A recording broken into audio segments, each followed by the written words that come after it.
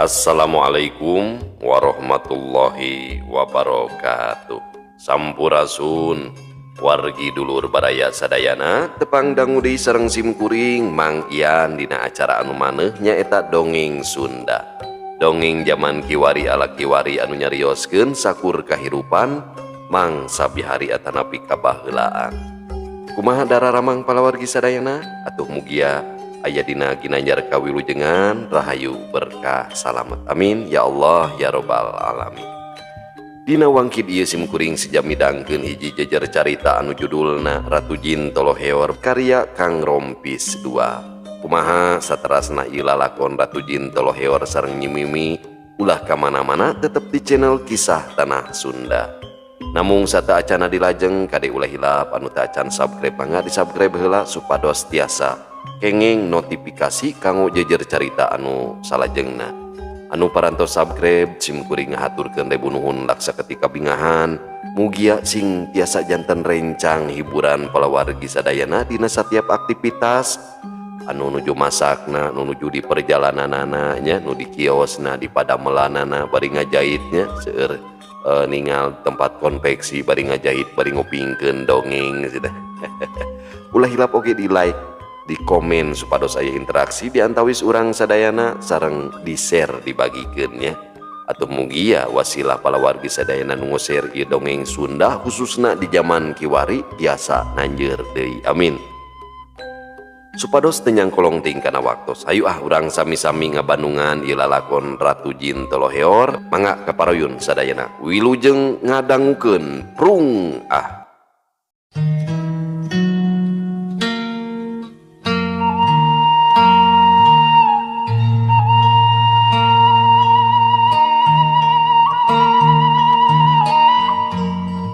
ngantelila kirahian pok bae ngawakca. Ki Adi, akang arek menta dihampura, bau bisi boga kasalahan, menta dilubarkeun sangkan teu jadi gantar kakaitan. Menta hampura lain keur diri akang ngungkul tapi keur karuhun akang oge. Bisi mangsa bihari baheula nyeun talajak teu bener ka karuhun Ki Adi duaan. Sakali deui mugia dilubarkeun ngarah para bebas teu jadi kabeung berat pikeun nu geus eueuh. Ieu mah hiji gambarannya palawargi di mana urang nyaah ka kolot teh nya milu manghampurakeun kitu nya supaya dina pangbalikanana sampurna bebas gitu. Teu berat lah kitu nya bisi pernah aya kagorengan ka tetangga ka sawah ka dulur teh jadi urang salaku anak teh kudu bisa jadi panyambung gitu nya palawargi ieu kanggo contoh hungkul. Perkawis eta mah teu kedah disuhunkeun Kang sok sanos urang langki tepang awis pendak namung namina ka papada mah tos sakadahna teu urang teh silih lubarkeun tina sagala kelepatan. Salajengna anu tadi saur akang nyabit perkawis karuhun urang abdi pribadi sareng pun Adi Jang Sugi insyaallah tos ngahapunten tina weninggalih anu suci teu aya gantar kakaitan estuning bangblas teu geuneuk teu maleukmeun. Lalakon bihari mah tos kasaput ku mangsa moal tiasa kasungsi deui mugia bae karuhun urang anu tos mulih ka jati mulang ka asal sing ditampi amal saena ku Allah atuh dosa-dosana cing dihapunten ku mantenna kitu ceuk Jang Ahmad ngebrehkeun eusining hatena. Najan aya nu nyangkaruk rasa katugeunah tapi Jang Ahmad sadar moal bisa salawasna ngagugulung rasa kaceuceuk. Hatur nuhun Ki Adi, akang ngaraos regreg ngupingna. Kieu ieu teh Ki Adi, akang teh keur nandangan kabingung nu taya tungtungna, miboga kabeung berat heuh dina dada nu taya sudahna. Jalan hirup teh asa nanjak tarahal, unggal waktu dikungkung ku kasieun sabab wayah katalimbeng ku rasa hariwang. Rumasa kana talajak sorangan, geus nukang nongong kanu kagungan. Cekirahian nu antuk namah bedah cimata ngaguk-guk ceuri. Jang Ahmad jeung Jang Sugi ukur silih reret duanana telemek ukur ngantep karepna kirahian. Sanggeus leler pok Kirahian nyarita deui. Akang teh sirikna asa diudag-udag ku malakol maut teh. Nyawa asa geus aya dina genggerong karingan ti dawu. Akang lain sieun ku maut itu lantaran nu hirup mah geus pasti bakal keuna ku ajaling pati. Akang teh sieun pae ku kasarat maut anu teu munasabah teh. Lain teu munasabah ngaririwaan jadi jurig tapi tempat pangbalikan ka siluman jadi babandangna. Kudu kumaha atuh akang teh Ki Adi. Cipanon Kirahian murubut deui. Jang Ahmad jeung Jang Sugih ukur silih reret. Duanana bisa ngarti kana kayaan Kirahian. Lantaran geus apal ti samemehna nyaeta ti Nyi Rosmana. Nya bingung kabingung anu muja teh kieu tungtuna teh. Di mana geus eueuh deui jalan pikeun mere wadal teh kan bingung pasti manehna kitu tah palawargi. Yang naon atuh beunghar sakedeung di dunia nya. Ngorbankeun sagala rupana. Antukna mah Jang Sugih cumarita. Hapunten Kang, aduh abdi bade ngiring cumarios teh. Tabe pun sanes bade mamatahan noga hayam. Ieu mah ukur kerteg manah abdi. Kieu ieu Kang. Aya dosa anu moal dihampura ku Gustina salah sahijina musyrik atawa midua ka pangeran nu hartina mah urang leuwih turut tumut ka makhluk ciptaan mantena. Tapi Allah kantos ngadawu yen pangeran mah lautan hampura jembar ku pangraksa ka makhlukna. Urang salaku makhluk mantena kantun tobatnya ketan ka Allah salami nyawa teu acan papisah sareng raga. Muliana hiji manusia dipayuneun pangeran nyaeta iman sareng katakwaanana. Jang Sugih eureun heula cumaritana panonna neuteub seukeut ka Kirahian nu keur ngeluk tungkul. Kahartos pisan Ki Adi. Cek Kirahian ukur wasa ngaharu ngabandunganana cara ngabandungan caritaan Jang Sugih. Jang Sugih nuluykeun di cumaritana. Ayeuna mah geura caketan ka pangeran anu ngusik malikeun diri urang, heuh niatkeun patekadan urang seja tobat nasuha. Allah langkung mikanyaah ka hiji jalma anu bisa ngomean kasalahanana heuh ku saking cintana ka mantena. Ahibullah min kulli ruhi al muqaddasa. Cobi galih ku Kang Rahian. Jalma tobat aya dua rupa, hiji aya karena sieun asup ka neraka. Jujungkelan ibadah teh sirikna nu sunah tara kaliwat, sok kantenan wajib mah tara tinggalin eta teh. Teu aya lepatna, ngantos lali kana daksi salaku manusia. Kapan gelarna manusia ka alam dunya teh pikeun babakti, bakti ka Gustina, bakti ka papadana, silih geugeuy dina kahadean. Disangkana Gusti Allah sok ngalap berkah dugi ka heuh nyiksa ka makhlukna. Kapan Allah teh maha suci, Allah Al-Qudus, Al-Qadir, piraku anu suci sok nyiksa. Anu nyiksa mah lakuning lampahna sorangan. Ratu tara ngahukum, raja tara nyiksa angin kulaku lampahna sorangan. Hatur nuhun Ki Adi, kahartos pisan ku akang. Pokna Kirahian beuki ajrih ka Jang Sugih anu tetela najan ngora keneh oge miboga pangawuruh anu luhur. Ari lanceukna Jang Ahmad ukur imut asa kagugu ku caritaan adina Jang Sugih. Adina lain ngan saukur pinter ngareka carita hungkul, tapi memang pernah masantren salila 3 tahun. Jadi wajar lamun leuwih apal kana perkara agama. Urang teraskeun deui Kang. Itu mah etang-etang pangging we kanggo diri abdi pribadi. Utamana mah kangge urang sadayana. Nyambung cariosan anu tadi heuh perkawis tobat ya. Anu kadua tobat karena cinta sareng ajrihna ka Allah. Allahu wala ihtiram billah. Lamun aya hiji jalma anu tobat karena rasa cinta sareng ajrihna ka Allah, inyana salawasna bakal waspada sarta teuneng ludeung dina nanjeurkeun agama Allah. Hatena ikhlas sarta teu woleh tumarima kana papasten anu tumiba kana dirina. Samangsa nyieun codeka engal tobat sumujud karena izin ku Allah. Lamun nyieun kahadean tara hayang kapuji, diaes dipamer-pamer ka batur, lantaran geus jadi hiji kewajiban nyeun kahadean ka sasama mah eta teh banget ku ajrihna ka Allah azza wa jalla. Tah ti wangkit ayeuna mah mangga Kang Rahian geura mulih deui kana wiwitan sungsi deui agama Allah raket caketan ka pangeran anu maha ngahampura. Kitu ceuk Jang Sugih nyaritana panjang lebar mere pamandangan ka Ki Rahian. Hatur nuhun Ki Adi, akang teh kalintang bungahna meunang wewengan anu kacida eyeubna ti Ki Adi. Asa ngemplong pipikiran, ngarasa janglar lelembutan. Santeuna akang boga tempatnya lu'u, nembrakeun sagala bangbaluh jeung kajuwet diri. Pokna Ki Rahian, sorana dumareuda. Sami-sami Kang, heuda sakedahna kitu atuh bangbaluh ulah digugulung ku sorangan. Karipuh tong dikekeuweuk ku diri pribadi. Wal jinatu wal jinaba pek maraneh geura nyanung asal pamajikan keur nyaba. Jang Sugih ngagak-gak seuri bangunugeunna. Nah jika nyanung itu gablek adi teh nipreng porenges kieu. Cek Jang Ahmad teu burung milu seuri. Ki Rahian oge sarua milu nyerengeh seuri. Janten kumaha salajengna Kang maksad abdi teh paniatan akang.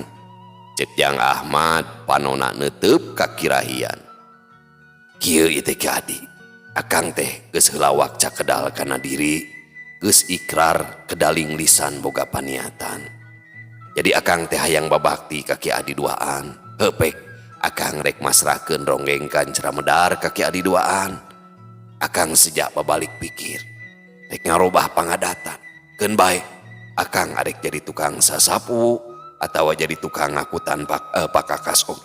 Aya bayana pokona mah. Nu penting mah hirup akang hayang tenang. Kitu ceuk Ki Rahian mere hiji putusan anu kacida pentingna. Samalah mah anu bakal ngarobah jalan hirupna. Jang Sugih ngareret kalanceukna. Kawas hayang dibere bong bolongan. Ari Jang Ahmad ukur ungeuk ka adina. Be, asa kulahu tak ari nyarios teh Kang. Keun, perkawis ronggeng mah urang silih rojong, ngarasa sami-sami majeng. Cek Jang Sugih asa ngajenghok ngadenge caritaan Ki Rahian teh. Ki Rahian gideug. Cek akang ge tadi lain perkara ronggeng Ki Adi. Sabab akang geus capek ngurus-ngurus ronggeng ti baheula. Geus waktuna reureuh. Keun bae geus waktuna Kancra Medar tilem. Tapi najan kitu Kancra Medar bakal angger dipika inget ku balarea sarua jeung cahaya sumiratna mangsa bihari. Pokona mah akang geus heula wakca moal bisa batal atau ditarik deui omongan akang teh. Ki Rahian negeskeun deui omonganana. Jang Ahmad jeung Jang Sugih teu bisa majar kumaha duanana bisa ngarti kana ketakna Ki Rahian. Jang Ahmad kedaling lisan. Saupamina akang tos gilik pikir kana paniatan mah abdi duaan moal tiasa nyaram eta mah teu langkung akang. Perkawis ronggeng Kancra Medar abdi duaan sejak ngemutan heula kanggo kapayuna. Mung perkawis Kang Rahian hoyong ngahiji di dieu mah mangga teh teuing. Abdi duaan tumampi. Adi perkawis pancen akang ti ronggeng mapag balibat mah heuke bae urang bebenah sangkan berenah. Itu cek Jang Ahmad mere kacindekan ka Ki Rahian. Jang Ahmad teu wara nyabit perkara nyiros manah anu geus jadi ronggeng manehna. Ki Rahian cengkat tina diukna, manehna ngadeuketan ka Jang Ahmad, inyana ngarangkul awahing ku bunga. Kitu deui ka Jang Sugih Ki Rahian sarua ngarangkul. Hatena Ki Rahian asa ngemplong, asa leupas tina bangbaluh anu kacida gedena. Anu tiluan aluprek ngobrol ngaguar pangalaman sewang-sewangan. Dina wanci tunggang gunung ka imah Jang Sugih kadatangan Ratu Arum jeung Nyi Iting. Sanggeus uluk salam pribumi gentak bae mapag kanu anyar datang. Ratu Arum jeung Nyi Iting gukgek dariuk dina samak. Ari Ki Rahian nu memang aya keneh di dinya neuteub seukeut ka Ratu Arum. Manehna memang pernah ningali ka Ratu Arum samangsa dina pintonan Tapi ari ningali deket pisan mah kakarek harita. Kirahian tangka gogodeg ningali kagelisan Ratu Arum. Paingan loba anu kaedanan kusabab si panggalmuih teh kacida gelis campernik nanding widadari. Matak pantes lamun lingkung seni ronggeng mapag balebat gancang kawentar, kitu cek pamikir Kirahian mangsa harita. Ari Ratu Arum neuteub sakedeung ka Kirahian, geus tangtu apaleun keneh ka Kirahian. Anu harita disiksa ku manehna lantaran boga karep rek ngiwat ku jalan demit. Ampura Nyai, ieu teh akang teh bade gasik tumaros. Ke aya kaperyogian naon ieu teh Pau Billy aya perkawis anu kalintang pentingna? Cek Jang Ahmad gasik tumanya ka Ratu Arum. Hapunten kawagel waktosna. Saperkawis mah aya hal bade didugikeun ieu teh. Kieu Kang, abdi teh kaamanatan ku pun emang, raina abah urang Cidamar. Kaleresan sami ngonde bade nikahkeun putrana. Ka abdi teh meredi hoyong nanggap ronggeng, mung nya kitu. Teu gaduh waragadna kanggo ngulem. Anjeunna mung bade masihan tuang leueut hungkul. Eta mah kumaha engkang we? Tiasa atana pinteuna mah. Walon Ratu Arum nepikeun amanat timangsah di Kajang Ahmad. Ari Jang Sugih terus bae tumanya, "Keke, ari waktosna teh samingon deui kitu Nyai. Supados akang tiasa ngaluyukeun sareng waktos pintonan di nu sanes." Upami telepat mah samingon deui ti dinten kamari Kang. Atanapi genep dinten deui ti ayeuna. Tema Ratu Arum nyindekeun waktuna. Jang Sugih ngodok sakuna terus bae nyokot kertas dialak ilik imeutna keranan. "Berkah Nyai, duh lamun genep poe deui teh ayeuna mah aya lolong kerang waktos ieu teh. Akang sareng reng-rengan sayogi kanggo minton di wargi Nyai," cek Jang Sugih nyanggupan rek minton di Cidamar. Manehna ge ngarasa kahutangan budi ku Nyi Mimi lamun seug taya si panggalmuih moal aya ronggeng mapag balebat. Hatur nuhun Kang, abdi ngaros bingah ngadanguna. Cek Ratu Arum bari imut. Jang Ahmad nyarita deui, "Jeung kieu ieu teh Nyai, akang duaan teh kasumpingan pupuh lingkung seni ronggeng Kancara Medar, nyaeta Kang Rahian. Akang moal ngaguar ka sang tukangna da Nyai mah moal apal jeung lain perkara keur nu sejen eta mah. Nu apal mah akang duaan jeung Kang Rahian. Anu utamana mah tiwangkit ayeuna Kang Rahian geus jadi reng-rengan ronggeng mapag balebat. Inyana oge geus nyerenkeun ronggeng Kancara Medar ka akang duaan. Di bejaan soteh ngarah Nyai apal ti anggalna. Tah kitu Nyai." Jang Ahmad ngeceskeun ka Ratu Arum lamun Kirahian geus jadi reng-rengan ronggeng mapag balebat. Kahartos pisan Kang. Walon Ratu Arum panona ngareret ka Kirahian. Samangsa neuteub ka Kirahian, Ratu Arum ngahuleng sabab atrap pisan lamun Kirahian aya dina kungkungan siluman. Lamun Kirahian geus jadi reng-rengan mapag balebat, nu hartina geus aya oge dina kungkungan manehna. Ratu Arum kacida embungna lamun kudu diganggu ku wangsa lelemut sejena, sok komo manehna teh kaceluk toloheor anu miboga sifat galak kanu ngaganggu ka manehna. Ratu Arum ngawatek pangawasana. Siluman anu ngungkung ka Kirahian dibendeng sangkan ngejat. Kersaning pangeran samangsa siluman anu ngungkung ka Kirahian ngejat. Awak Kirahian ngarumpuyu ka pidara. Puguh bae Jang Ahmad jeung Jang Sugih ngajenghok. Duanana gancang nguru ka Kirahian. Awak Kirahian diguyah-guyah kuduaan. Tapi Kirahian anger teh eling. Jang Ahmad jeung Jang Sugih kaciri tagiwur. Jang Sugih genta kapawon nyokot cai asak herang. Beungeut Kirahian dikucuran ku cai. Samalah mah di inuman. Tapi taya gunana. Inyana anger teu sadar. Ratu Arum diukna pindah ngadeuketan ka Kirahian. Teu lilapok bae nyarita. Abdi sok ningal abah upami aya nu teu emu teh kedah ku cai atah dikepretkeun kana salirana. Punten Kang, abdi nyuhunkeun cai mamanawian palakiah ti abah cing janten sabab. Cek Ratu Arum menta cai atah ka Jang Sugih. Gentak baik jang Sugi init ka dapur, telila geus kadinya deui bari mawa cai atah kana lumur. Song dibikeun ka Ratu Arum. Lumur gancang dicokot ku Ratu Arum, cai atah dibahikeun kana leungeun katuhuna. Pret, beungeut kirahian dikepret ku cai atah ku Ratu Arum. Gurubug kirahian ngagurubug, inyana langsung ngorejat hudang, panona rutret kawas hudang sare. Kunaon akang teh? Pok ngajang Ahmad gasik tumanya ka kirahian. Aduh, duka kunaon ieu teh? Rarasaan akang mah mastaka teh asa ngupeng ieu teh. Aduh, namung berkah ieu nama asa janglar. Temal kirahian bari gigisik kana panona. Duh, alhamdulillah Kang, ari teu nanaon mah. Abdi duaan teh asa geumpeur, heuh dipasian cai anggar keneh teh emut. Damang nama ku Nyimimi, heuh dikepret ku cai atah. Anjeunna cenah sok ningal ramana upami aya nu kapidara teh kedah di banyur ku cai atah. Kitu cek Jang Sugi hari weus-weus. Hatur nuhun pisan Nyai, cek kirahian bari rengkuh. Sami-sami Kang. Tema Ratu Arum bari manggut. Telila di antarana Ratu Arum jeung Nyi Iting amitan kanu araya didinya. Kocapkeun kayaan di lemur sampayan. Marengan leungitna kungkungan siluman dina awak kirahian. Dumadakan ka lemur sampayan aya hujan gede. Kilat pating kolenyai pating barasa. Disusul ku pating jelegurna sora guludug pating jelebet. Lemur sampayan kata rajang hujan angin dordar gelap. Lemur kawaskeun ku supata, mata gempeur pikeun urang lemur sampayan mah.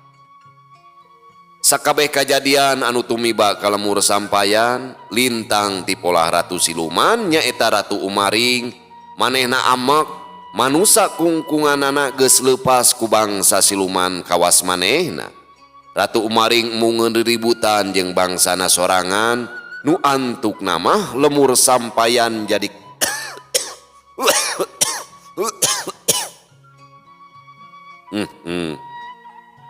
umur sampayan jadi batu.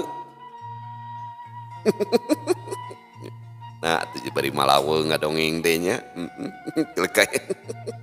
Aduh, ampun. Biteu nepi ka mana pamirsa? Alah. Upami salira katarajang batu, geuwat nginum ciherang. Orang minum heula we.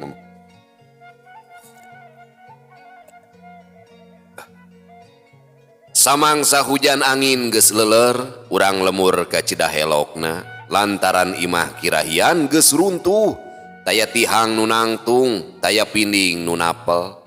Imah kirahian rata jeung taneuh. Anu leuwih helok pikeun urang lemur nyaeta balong kirahian ngadadak saat, laukna teu nyesa hiji-hiji acan.